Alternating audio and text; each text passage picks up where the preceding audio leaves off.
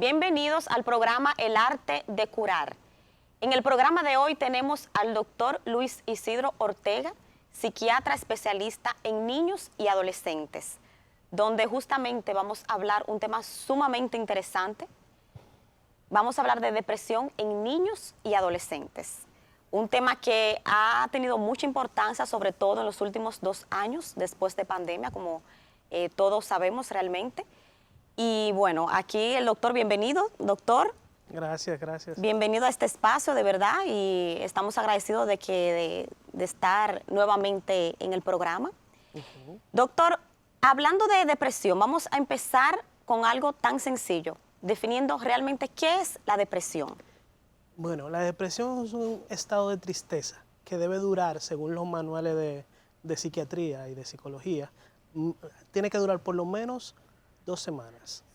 Si no tiene 2 semanas continuo con una cosa que se llama, o un síntoma que tiene que se llama anedonia, que anedonia es la falta de placer a cosas que normalmente tenemos placer. Eso es como un síntoma diana de la depresión. Entonces podemos comenzar a decir que es una depresión real. Lo que está por debajo de eso lo podemos decir como una tristeza, como un desgano, pero ya luego que pasa ese periodo de tiempo que ha sido el que hemos tomado de parámetro para definir la depresión, más otros criterios que vamos a hablar más adelante, entonces sí podemos hablar de depresión. Muy bien. Y doctor, yo sé que hay síntomas que son más frecuentes de acuerdo a la edad. A la edad del paciente. Estamos hablando de depresión en niños y adolescentes. ¿Cuál sería los síntomas más frecuentes de acuerdo a la edad? Bueno, yo creo que primero, digamos, la depresión en general. ¿Qué síntomas tiene, no? La falta de ánimo, la anedonia, como había comentado, que es la falta de placer, el problema de que se siente desganado o triste la mayor parte del día durante 2 semanas corrido.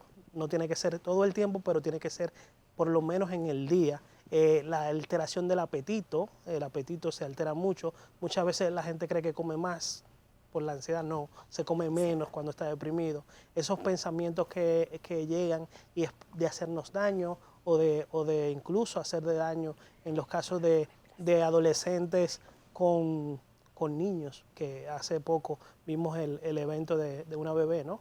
Esa madre que tiene una depresión postparto, un adolescente, que es muy frecuente, ese embarazo adolescente, pues puede tener como síntoma agredir a su bebé. Entonces hay que tener como síntoma eso. Ya luego en edades hay unos que se presentan más acentuados que otros. En los niños pequeños, hablando de niños pequeños, estamos hablando de 6, 7, 8, 9 años, incluso hasta 10, vemos los cambios de conducta y de patrones que son los más frecuentes. Un niño que era muy tranquilo, ahora es muy extrovertido, cambia mucho el humor, o un niño que era muy vivaz, extrovertido, comienza a ser retraído, a estar callado. Y los cambios son abruptos, esos cambios no se presentan en años, se presentan en días o en semanas. Y eso nos hace el llamado de alerta de que puede haber una depresión infantil en esos niños pequeños. Ya cuando hablamos del adolescente, el síntoma predominante es la irritabilidad. La irritabilidad el humor, como se siente muy molesto. El adolescente de por sí es un poco rebelde, un poco difícil, vamos a decir. Pues cuando tenemos una depresión mayor, usted multiplica eso varias veces. Y eso es el síntoma más específico, vamos a decir, en una depresión en adolescente. También está las alteraciones a nivel sociales. Regularmente un adolescente que también era muy sociable, ahora es muy retraído. O está la depresión atípica, que lo que vemos es todo lo contrario de una depresión, ¿no? Comienza a comer mucho, a dormir mucho, porque regularmente en la depresión lo que hacemos es, aunque está acostado, muchas personas, porque no tienen ánimo de hacer nada, no tienden a dormir bien, tampoco pueden conciliar el sueño. En cambio, en una depresión atípica, que es muy frecuente, o es más frecuente en los adolescentes y los niños, pues es al contrario, duermen más, comen más, y estos son algunos de los síntomas que podemos ver en esas 2 etapas de la vida. Muy bien. Doctor, usted mencionó, uno de los primeros síntomas que usted mencionó fue el tema de la ansiedad. Entonces, se suele confundir mucho lo que es el trastorno de ansiedad con el trastorno depresivo. Claro. Entonces, ¿qué usted me puede orientar en cuanto a cómo difieren cada uno? Sí, muy frecuente que la población en general pongamos igual a la ansiedad y la depresión. Incluso no sabemos que existe una entidad que se llama trastorno ansioso depresivo, en el cual se tienen las dos entidades conjuntas y tienen los síntomas de las dos en el mismo tiempo. La ansiedad es un miedo proporcional a algo o a la nada. Okay, eso es lo que definimos como ansiedad. Puede tener ataque de pánico, que es una serie de síntomas vegetativos, de síntomas autónomos, como puede ser taquicardia, medio de la muerte, sudoraciones. Eso es un ataque de pánico. Entonces, ¿qué pasa con la depresión? La depresión no es un miedo a nada, sino es un problema de sensación de culpa, sensación interna de pesadez, ese, más que miedo, esa desesperanza de la vida, desesperanza del futuro. Entonces, no tenemos miedo a lo que viene, queremos que no venga nada después en una depresión. Entonces, es muy frecuente que confundamos una cosa con otra y cuando no podemos diagnosticar bien a un paciente que presenta ansiedad o que presenta depresión, que aunque hay algunos tratamientos que pueden ser conjuntos, al final, cuando podemos ayudarlo en los tratamientos, tanto psicológicos como psiquiátricos adecuados para cada patología, pues tenemos los mejores resultados en cada una de ellas. Excelente, excelente. Señores, y también nos acompaña en el programa de hoy. Me siento, cada vez que yo estoy con ella, me siento con el honor de estar en un programa con la licenciada Neri Esteves, psicóloga clínica. Neri, bienvenida, porque ya este programa es también, usted forma parte. Igual que tú, igual que todos, gracias, Maciel, gracias a Isidro, que ya también es parte del arte de curar. Gracias a ustedes, nuestro público, que es nuestra gran familia y lo más importante que tenemos, pero sobre todo no se olviden lo que le dice el doctor Héctor Armando Balcácer Esteves, médico internista, infectólogo y coproductor del programa. Háganos saber su opinión. Si les gusta, díganos, pero si no les gusta es más importante todavía, porque la única forma de corregir las cosas que estemos haciendo mal es que ustedes nos la hagan saber y es la única forma de mejorar. Así que durante todos nuestros programas siempre se están poniendo las redes sociales y las formas en que ustedes pueden comunicarse con nosotros. Además, durante todo el programa estarán todos los teléfonos, nombre del lugar donde presta su servicio, las redes sociales del doctor Ortega, para que ustedes puedan también tener acceso a sus servicios. Vamos inmediatamente a pasar en cuestión al asunto de la depresión. En mi investigación para este programa, Isidro, yo vi que en República Dominicana las últimas estadísticas que encontré, que fueron del 19, antes de la pandemia, porque ese es otro programa que vamos a tener que hacer de las secuelas psicológicas después de la pandemia. Es una promesa que estamos haciendo públicamente y que te estamos comprometiendo. Vimos que la depresión en niños era 2 de cada 100, o sea, el 2%. La depresión en adolescentes duplicaba y más, era el 5%.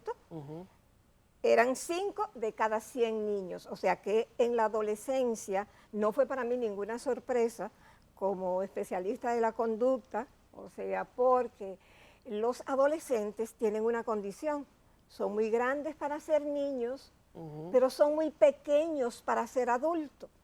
Esa revolución hormonal que ellos están viviendo, buscando su lugar en la sociedad, es el caldo de cultivo para las patologías y para que surjan las disfunciones conductuales.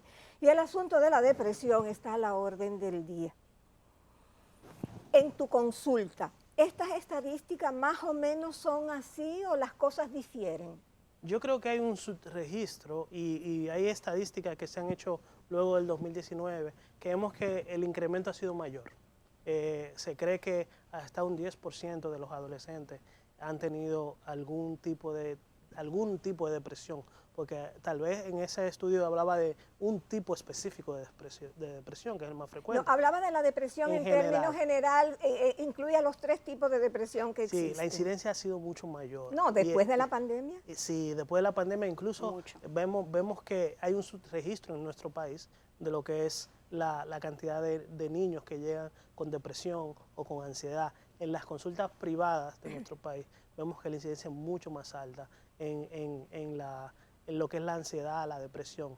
La depresión la pondría, como lo dicen algunos libros, entre un 8 y un 10% de los adolescentes que presentan algún tipo de depresión y que están subdiagnosticadas en nuestro país, subtratadas, y muchos de ellos cronificadas. Y como hablamos en todos nuestros programas, la cronificación de la enfermedad es lo peor que puede pasar. Una persona que se da un golpecito en un pie, no pasa nada. Pero si se da 200 golpecitos en ese mismo pie, pues eso sí se va a lesionar. Y eso pasa también con la depresión. Mientras más tiempo dure un paciente deprimido, pues más deleterio va a ser, más problemático para su cuerpo, para su cerebro, y más consecuencias va a traer en el futuro. Una de las cosas también que incide de manera negativa en esta situación es que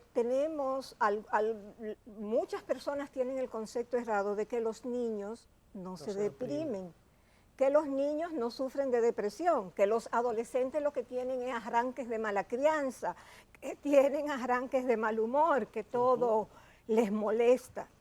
Y realmente hay que tener y hay que educar a la familia, a los padres, a las madres, a los tíos, a los abuelos, para que vean dónde termina la mala crianza, dónde termina el berrinche y dónde comienza la patología. Mira, sí, es muy importante. Y mira que tenemos un pediatra aquí, o una pediatra aquí, y sabemos que al pediatra llevamos a los niños sanos, a los niños para prevenir la enfermedad, para que nos orienten de cómo físicamente llevar a nuestros niños en el mejor desarrollo. Pues entonces hagamos lo mismo con el psicólogo, hagamos lo mismo con el psiquiatra. No hay que esperar que el niño tenga alguna condición para ir a dar una visita a un psiquiatra y sacarse ese miedo. Porque hay un miedo muy importante, doña Neri, y es que los padres no quieren que el psiquiatra lo medique. Ese es el mayor miedo de un padre, la medicación que puede usar un psiquiatra con su niño. Y evidentemente, como usted dice, la falta de concientización y de educación que nosotros, y me incluyo como psiquiatra, no le hemos dado a la población, donde las condiciones, los medicamentos que utilizamos en los niños y adolescentes son muy seguros. Muy seguros, definitivamente. Si no, no lo usaríamos. No crean dependencia, o es muy puntual un medicamento que puede crear dependencia.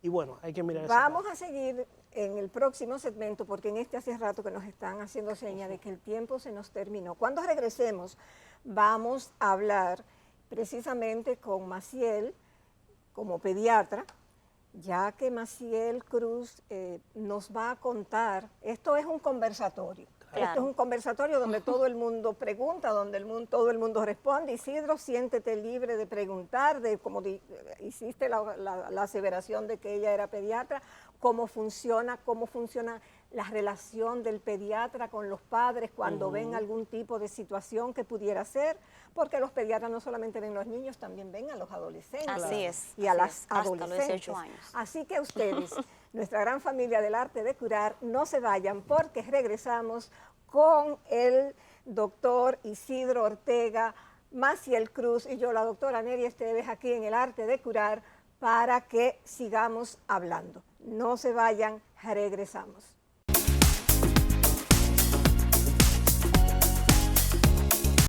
Presentamos Testimonios, experiencia en el uso del Sistema de Nutrición con Precisión SNP de Fersan, en la voz de productores de todo el país. Hemos tenido muy buena experiencia con el Sistema de Nutrición con Precisión. Constanza es una zona de una agricultura muy intensiva, donde tenemos un promedio de 3 cosechas de ciclo de 90 días al año, en donde se traen grandes nutrientes de nuestros suelos.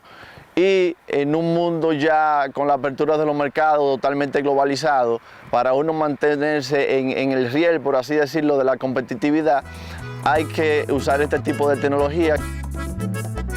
En estos momentos estoy produciendo 100 sacos por tarea y eso yo se lo agradezco al sistema de nutrición con precisión que FEISAN ha venido implementando.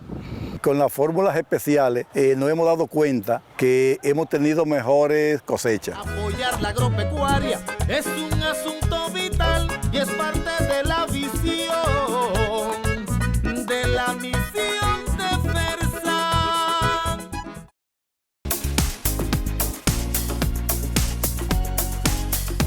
Gracias, muchísimas gracias por esperarnos pacientemente. Ustedes, que son nuestra razón de ser, la gran familia del arte de curar, encantados de que puedan ustedes dedicarnos este tiempito y su atención.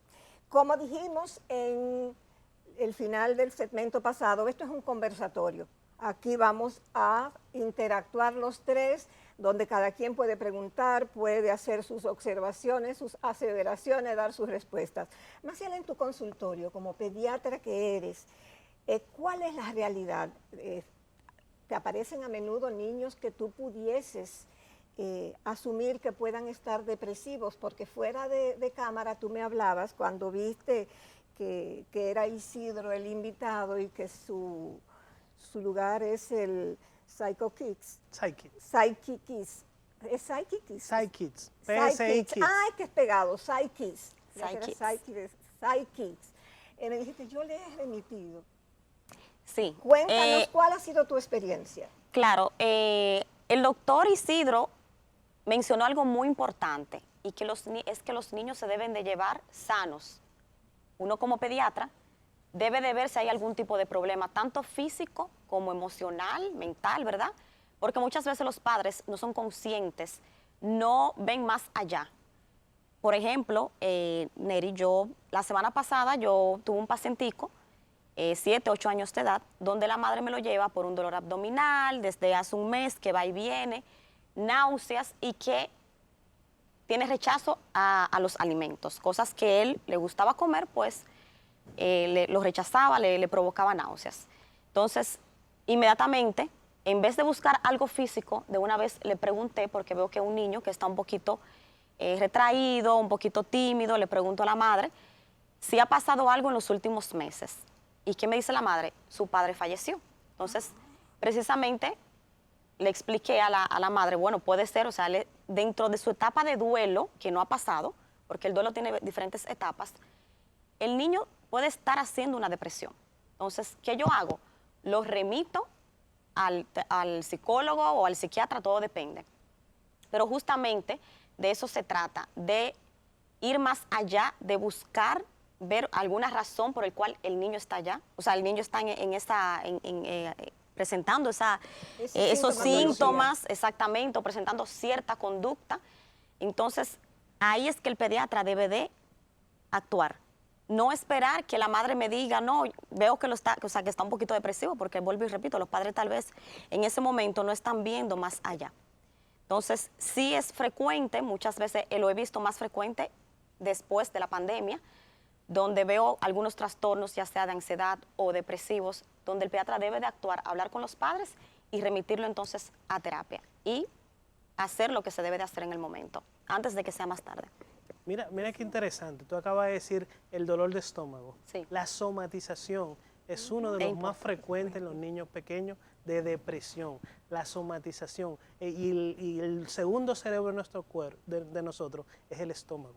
Por lo tanto, cuando estamos deprimidos, cuando estamos ansiosos, pues los niños tienden muy frecuente a manifestar esos trastornos en el sistema gastrointestinal. Eso es importantísimo que la pediatra señaló. Y lo otro importante que ella señaló también es que los que en realidad tienen que identificar y donde llegan la mayor cantidad no es a los psiquiatras, no es a los psicólogos, son los pediatras los que tienen que ser la primera, el buque insignia, ¿no? La primera línea de defensa para poder prevenir y poder tratar a esos niños de que lleguen a primera vez.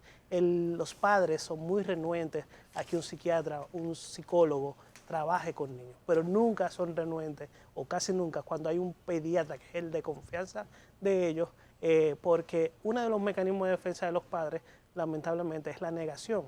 y muchas veces ellos lo ven la situación, pero lo quieren negar y por lo tanto pierden mucho tiempo para poder llegar a donde lo pueden ayudar. Y ese es un trabajo del pediatra. Los pediatras de este país, estoy seguro, que miran esa parte para poder derivar a tiempo y poder confiar en el otro especialista, igual como nosotros confiamos cuando hay algún problema a nivel orgánico de la pediatría.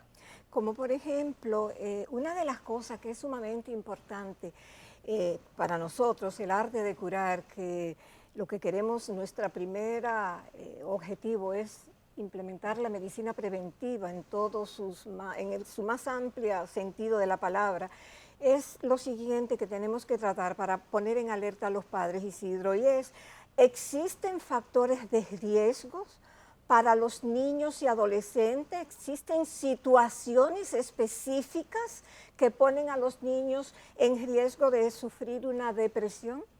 Definitivamente, fíjense, la depresión tiene dos componentes, que son la parte genética, que no todos los niños presentan genéticamente una predisposición a la depresión, gracias a Dios, y hay otra parte que es mucho más importante, que es la psicosocial o la biopsicosocial, que es cómo interacciona nuestros genes, nuestra predisposición con el entorno.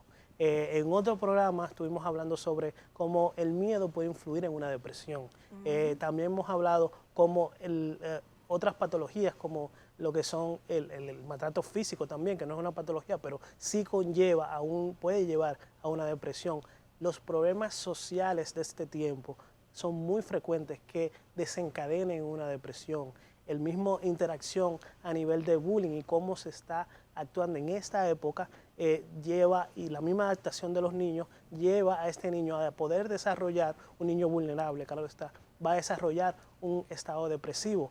El tener padres con depresión es un factor de riesgo para que un niño pueda desarrollar depresión, o hermanos o parientes cercanos. Y la forma de alimentación también vemos que tiene mucho que ver con cómo el cerebro está preparado para recibir traumas psicológicos, traumas emocionales y poder no deprimirse en esa época. Entonces, son muchos factores que hay que tomar en cuenta y son muchas personas que tienen que actuar para evitar que un niño o un adolescente se deprima. Incluso, una de las cosas, Maciel, que cuando tú hablabas decía que este niño recientemente había muerto su padre. La historia clínica, la historia médica de los pacientes, ustedes como pediatra, asumo yo, que lo actualizarán de tiempo en tiempo, porque la muerte de un familiar cercano, sobre todo de uno de los padres, es uno de los factores de riesgo que puede... Eso sí. Claro. Porque a veces hay factores genéticos que la depresión está latente, pero es una depresión latente que puede la persona morir de vieja y nunca activarse. Pero hay factores de riesgo, hay situaciones que hacen que esa situación latente se haga real. Y la muerte de un familiar cercano, sobre todo de uno de los progenitores, que son las figuras de autoridad, de seguridad, muere, la depresión. O sea, ¿cómo funciona con los pediatras el asunto de esa historia familiar, esa historia clínica a lo largo de la vida, ya hasta que el niño es adolescente, que se hace un joven y va a los médicos de adultos? De adultos. Cabe destacar, Neri, que hasta los 18 años que los pediatras vemos pacientes, porque la gente cree que a 16 años está grande, o sea, no, todavía le toca pediatría. Pero sí, es importante evaluar. Siempre que va un niño a la consulta, hay que ver qué ha pasado en los últimos días, sobre todo cuando llega con síntomas que no son usuales en él. Y también ver, muy importante, en el niño, el entorno familiar, el entorno en que él se desarrolla, los tutores, la familia cercana, quien está diariamente compartiendo con el niño, porque de eso va a depender muchísimas cosas, va a depender de su comportamiento, en caso de un duelo va a depender cómo ese niño va a enfrentar ese duelo, o sea, cómo lo va a superar, cómo va a evolucionar, o sea, que todo eso es sumamente importante, Neri. Sí, definitivamente. Nos haces enseña que nos quedan 2 minutos o que ya debemos ir a la pausa. Cuando vengamos, de la pausa, yo creo que es importante que hablemos de cuál es el papel de la familia, porque el apoyo familiar no solamente en las enfermedades, no solamente en situaciones de alto riesgo, en la vida cotidiana, el apoyo familiar es determinante. Entonces vamos a ver cuál es el papel primero de los padres y de la familia cuando un niño está en depresión, porque cuando los padres están en negación, no quieren aceptar la realidad porque entonces ellos pueden pensar que ellos fallaron. ¿Cuál es el papel de los otros familiares cercanos entonces? No se vayan, regresamos con el arte de curar, con el doctor Isidro Ortega, psiquiatra infantil y de adolescentes, y la doctora Maciel Cruz, pediatra.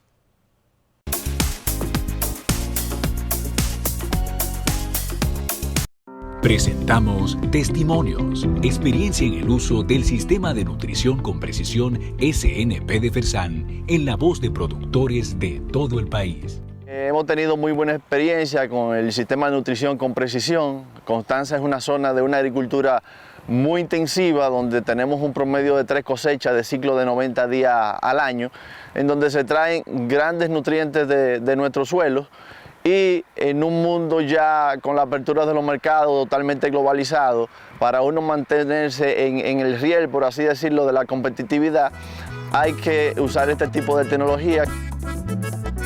En estos momentos estoy produciendo 100 sacos por tarea, y eso yo se lo agradezco al sistema de nutrición con precisión que FEISAN ha venido implementando.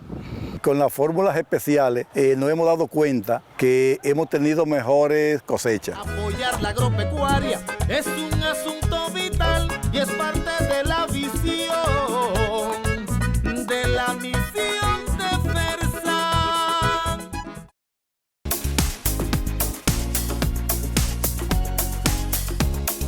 Hola, ¿qué tal? De nuevo aquí, después de la pausa. Quedamos muchos temas interesantes de qué hablar. Estamos con la doctora Neri y la doctora pediatra Maciel Cruz, y estamos hablando sobre lo que es la depresión infantil y todo lo que tiene que ver con los síntomas, signos y todo lo que tiene que ver con el desarrollo de esta patología o esta condición. Y la doctora Neri, que tiene una especialidad en lo que es la terapia familiar y cómo se manifiesta estos problemas de depresión y ansiedad en los niños, pues vamos a hacer la pregunta de qué es lo que pasa cuando un niño comienza a tener esas conductas regresivas luego de tener esas depresiones, y cuáles son esos síntomas. Las situaciones que se dan cuando los niños comienzan a tener depresión van a ser acorde a la edad que tienen. Pero yo he visto niños desde los 3, 4 años que comienzan a tener síntomas depresivos. Niños que tenían una conducta, por ejemplo, muy sociable, se vuelven huraños. Niños que ya a los 4 o 5 años no mojaban la cama, comienzan a orinarse. Claro. Niños que en el colegio comienzan a ser agresivos. Cuando están en la casa son taciturnos, son que no hablan, el apetito sufren de apetito, o comen demasiado o pierden el apetito. Pueden tener trastornos del sueño. Y una cosa que es importantísimo, que llamemos la atención aquí, que aunque es hoy, pero también es el tema de otro programa, que se podrían hacer muchísimos programas, pero es los niños abusados, ya sea física, emocional o sexualmente, comienzan a tener una serie de situaciones. Por ejemplo, yo me imagino que ustedes se habrán dado cuenta, quizás Maciel, tú has visto algunos padres que se quejen, este muchacho tan huraño, mira, que mi hermano que vino de no sé dónde y va y él no lo quiere y no se le acerca y ya tú sabes, y cuando va a abrazarlo sale corriendo. Tú lo sabes como psiquiatra porque a ti llegan cantidad de niños abusados. O sea, una de las cosas, esto entre paréntesis, que uno no puede de hacer, y esto es una alerta a los padres, por favor, si uno de sus niños, si uno de sus hijos no quiere dejarse abrazar ni besar de alguien, esa es una alerta, no los obliguen. Los niños tienen comportamientos que no es a lo loco. No los obliguen.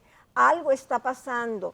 Pónganse ojo avisor a ver qué puede estar pasando, porque los abusadores de niños, y no solo sexual, sino también psicológico y físico, pero sobre todo también los sexuales, son cerca del entorno. generalmente el 80-85% son del círculo cercano.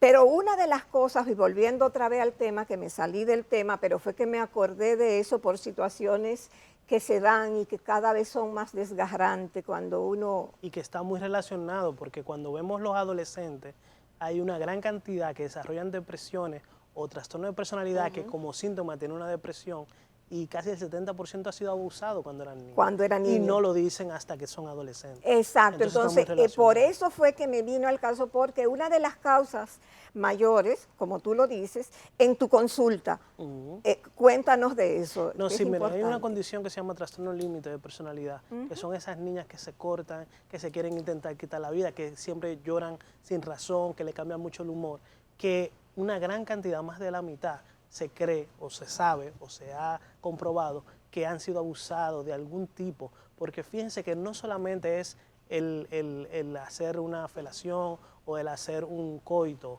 con el niño, no, solamente el manipular una parte sensible del niño sin que éste se sienta cómodo, ya eso puede traumatizar a un niño.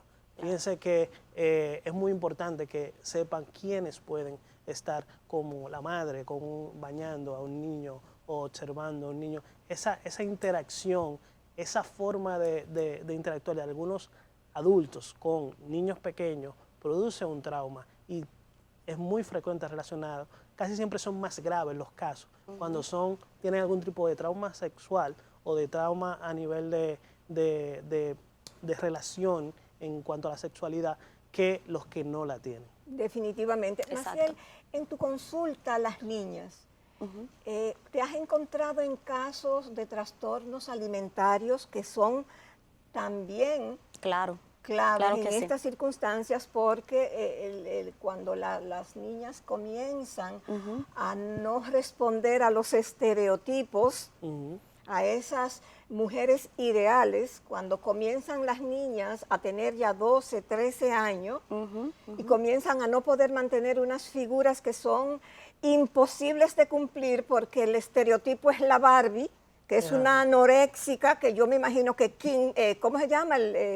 Ken tiene que ser ciego o yo no sé qué. No, y ahora que son los cuerpos como voluptuosos en unas áreas y finitos en otras. Entonces ya ahora vienen las cirugías y esa imagen que son muy difíciles. Entonces, la presión social, por las redes sociales. Exacto, y todo aquello, inclusive el suicidio, es algo que la depresión es muy frecuente. Es muy frecuente en la depresión, el suicidio. ¿Tú cómo... En tu consulta de pediatra que tratas con adolescentes, ¿cómo manejas esos casos? Claro, siempre hay que ver primero, descartar realmente por qué el niño no come. En este caso, porque es más frecuente realmente en las niñas, incluso tengo entendido que en los adolescentes el sexo femenino es más frecuente la depresión, ¿o me equivoco, doctor? Sí, hasta los 40... 45 años, cuando viene la menopausa, es un poco más elevado. Es más frecuente. Los trastornos del ánimo, no solamente la presión en la parte femenina que en lo masculino. Exacto. Entonces, realmente un paciente que me venga, que me dice la madre, mira, el niño no come nada, que es muy famoso, dele alguna vitamina, doctora, por favor, que el niño no quiere comer. Entonces, creen que la vitamina le va a dar hambre, pero realmente hay que ver qué pasa. Los niños no mienten. Los niños cuando se sienten mal, ya sea físico, emocionalmente, lo demuestran con diferentes síntomas. Entonces hay que ver qué está pasando, porque ese niño que estaba comiendo me dejó de comer. Entonces, primero se descarta si hay algo físico, ¿verdad? O sea, alguna enfermedad, un proceso viral, hay que ver. Y luego también hay que pensar a nivel emocional. Entonces, ya cuando el pediatra se da cuenta de que tiene que ver con algo emocional, entonces recurre a lo que es psicología o psiquiatría, dependiendo. Pero hay que, vuelvo y repito, el pediatra juega un papel sumamente importante. Y en tu consulta, desde que tú recuerdes, ¿cuáles son las edades promedio en que los trastornos de alimentación, que generalmente al principio pueden ser, comenzar por ejemplo con una depresión leve, moderada, que luego llega a mayor, ¿cómo se correlaciona la depresión con el trastorno alimentario psiquiátricamente? Está muy relacionada. Yo creo que todo trastorno de alimentación tiene como síntoma, por lo menos, si no es como comorbilidad, o sea, las dos enfermedades juntas, tiene una depresión mayor o un tipo de depresión. Lo vemos en la consulta, los trastornos de alimentación son un problema porque puede ser una de las patologías psiquiátricas que más lleva a la muerte de algo. O sea, regularmente la patología psiquiátrica, al menos que no sea el suicidio o alguna otra condición especial, va a llevar a la muerte de un paciente. Pues los trastornos de alimentación sí tienen un alto porcentaje de niñas, porque son niñas la mayoría, adolescentes, que sí pueden llegar a morir por no comer. Y eso es algo impactante, porque como una persona, un niño, puede dejar de comer hasta el punto de poder morir. Pues en los trastornos de alimentación tenemos el cerebro, tenemos la condición psiquiátrica, tenemos la depresión tan alta que podemos dejarnos morir por comer. Claro. Es muy frecuente esta relación. Doctor, y usted mencionó, ahorita estábamos hablando del factor hereditario. ¿Es cierto que cuando hay algún familiar, ya sea familiar directo, papá, mamá, que sufre de depresión, en las próximas generaciones se puede presentar la depresión en edades más tempranas? No se ha visto la correlación directa. Lo que sí sabemos es que si tus padres tuvieron deprimido, uno o dos, aumenta la probabilidad de que tú tengas algún tipo de depresión, ya sea en la niñez, ya sea en la adolescencia o sea en la adultez.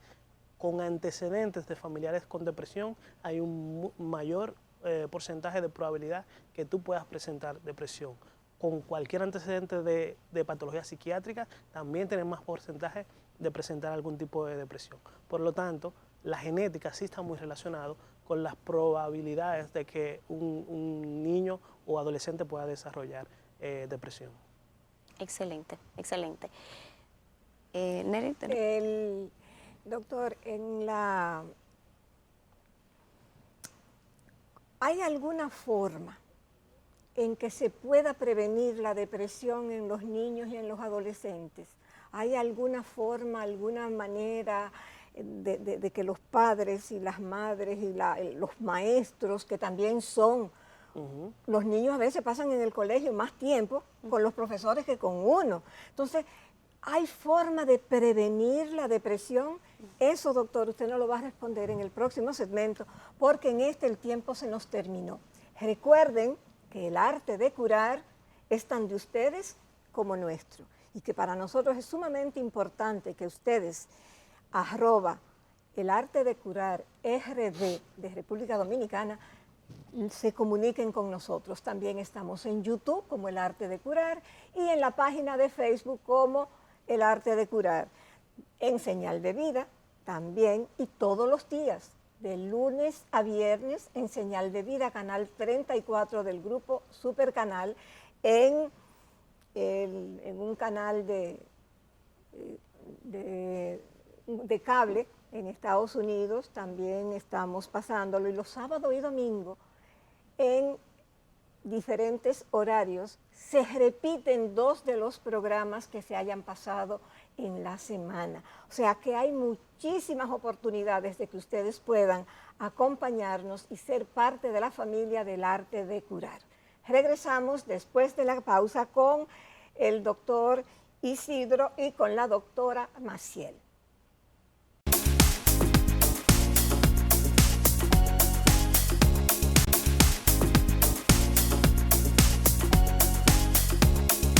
Bienvenidos nuevamente a nuestro programa El Arte de Curar, donde estamos hablando con el doctor Isidro Ortega acerca de depresión en niños y adolescentes. Doctor, nos quedamos ahorita antes de la pausa. ¿Se puede hacer algo para prevenir la depresión en niños y adolescentes? Sí, mira, eso es un mito donde creemos que las enfermedades mentales no podemos prevenirlas. Sí la podemos prevenir, sí la podemos adelantarnos al hecho de que éstas se produzcan, pero tenemos que hacerlo desde la sanidad del niño.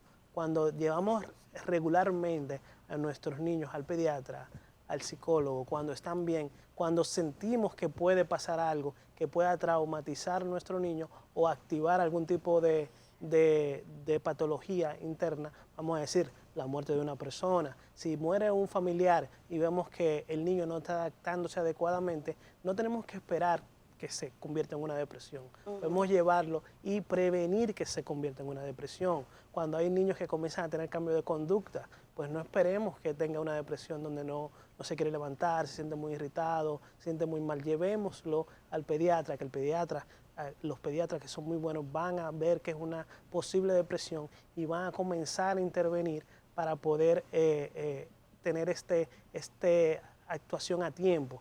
Porque es que mientras el papá no quiera aceptarlo, el pediatra dure para derivarlo, la psicóloga y el psiquiatra estén en diagnóstico, pues es un tiempo valioso que el cerebro del niño está sufriendo y eso tenemos que evitarlo y para eso tenemos que prevenirlo. Claro, doctor, la depresión realmente en niños infantil y niños adolescentes realmente está infradiagnosticada, diría yo. Totalmente. Porque en los niños, si bien es cierto, también se puede presentar lo que es un retraso en el desarrollo psicomotor, también en el desenvolvimiento social y en el colegio, muy importante.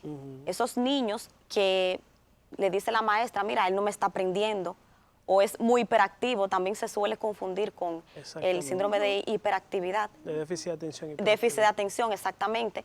Entonces, ojo con eso. Hay que hacer una historia clínica bien exhausta, ver qué está pasando, como el doctor Isidro dice.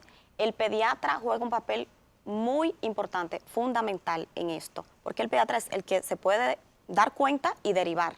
Entonces, doctor, en su consulta ha presentado, ha visto muchos niños con frecuencia con trastornos en el aprendizaje a nivel escolar. Sí, es una causa de depresión adolescente. El tener déficit de atención, la forma en cómo ellos manejan las frustraciones, le lleva muchas veces en la adolescencia a una depresión. La forma en que ellos saben que pueden aprender algunas cosas, pero no la aprenden. Eso crea depresión, eso crea tristeza crónica, la cual lleva a una depresión. Y sí, en los educadores, que no lo habíamos mencionado, qué bueno que tú lo señalaste, las escuelas, los profesores, tienen que saber cómo identificar una depresión, tienen que saber cómo identificar los trastornos de desarrollo, el autismo, lo que es el déficit de atención. Porque si en las escuelas, que es donde más tiempo pasa un niño, no saben qué es y cómo lo van a manejar y dónde lo tienen que aclarar a los padres, pues entonces va a pasar lo que está pasando hasta ahora, que llegan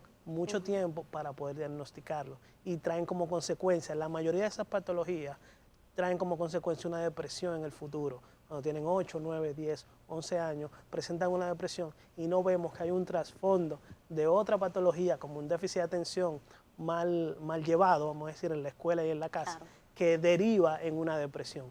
Es importantísimo identificar a tiempo los problemas. Los niños, y eso ténganlo por seguro los padres, si no tienen ninguna patología a nivel psicológico, psiquiátrico, no se van a medicar, no lo vamos a seguir. Solamente denos la confianza de poder hablar con ellos y decirles, no, todo está bien, está desarrollándose bien, igual como hace un pediatra, está muy bien, está creciendo bien, está desarrollándose bien. Sigan ese proceso y verán cómo van a prevenir lo que es la depresión. Lo que pasa es que hay algo que no se habla, que no se comenta, porque hay un estigma para las personas y las familias que van al psicólogo, que van al psiquiatra. O sea, incluso las personas van como subrepticiamente a escondida, porque el estigma, el impacto social que tiene es bastante temido por algunas familias. Pero definitivamente, cuando un niño comienza a asumir conductas que no son las que se corresponden con su temperamento, con su comportamiento, con su forma de ser, algo está pasando. Claro. Y tienen que buscarlo en el entorno familiar o en el entorno escolar o en su físico, o sea, en la parte física de su cuerpo, de ver qué está pasando, cómo está su organismo reaccionando, porque puede ser múltiples las causas. Lo que sí es una cosa que es real, esa tristeza infinita que lleva a la depresión, es como si ese que te sacaron el alma, esas personas que tú ves que nada las inmuta, nada las alegra, nada las pone felices, nada les importa. La indiferencia. La indiferencia La total y el no disfrute de nada son los primeros pasos para la depresión, y eso cada vez, si no se trata, se va a ir complicando. Empeorando. Ya nada más nos quedan 4 minutos y vamos a compartirlo con el psiquiatra y a ti brevemente, Maciel, como pediatra, antes de que él nos dé sus conclusiones y sus recomendaciones. ¿Qué tú le dices a los padres? Bien, a los padres yo les recomiendo realmente, primero, conocer a su niño. Es importante, o sea, el niño, o sea, los padres, yo siempre le digo a los pacientes, si la mamá o el papá me dice que ese niño no está bien o que no es su comportamiento, hay que creerle, porque ¿quién más que nadie que conoce a sus niños, verdad? Cualquier trastorno, o sea, cualquier cambio en el comportamiento, en los adolescentes, señores, a veces la gente se confunde en los adolescentes, que por su edad está rebelde. No, hay que ver realmente qué está pasando en su entorno. Sobre todo en los adolescentes, hay que tener mucho cuidado porque pueden caer en asuntos de droga, prostitución, muy importante, lo que es agresividad, delincuencia, o sea, todo eso hay que tenerlo en cuenta.